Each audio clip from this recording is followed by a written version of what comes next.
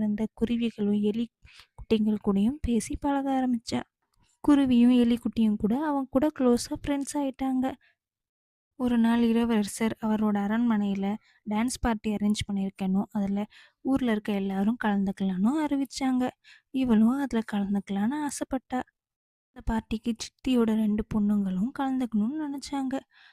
அதனால விதவிதமாக ட்ரெஸ் பண்ணி பார்த்தாங்க. ஆனால் சிண்ட்ரெல்லா கிட்டேயும் போட்டுக்கிறதுக்கு ட்ரெஸ்ஸே இல்லை.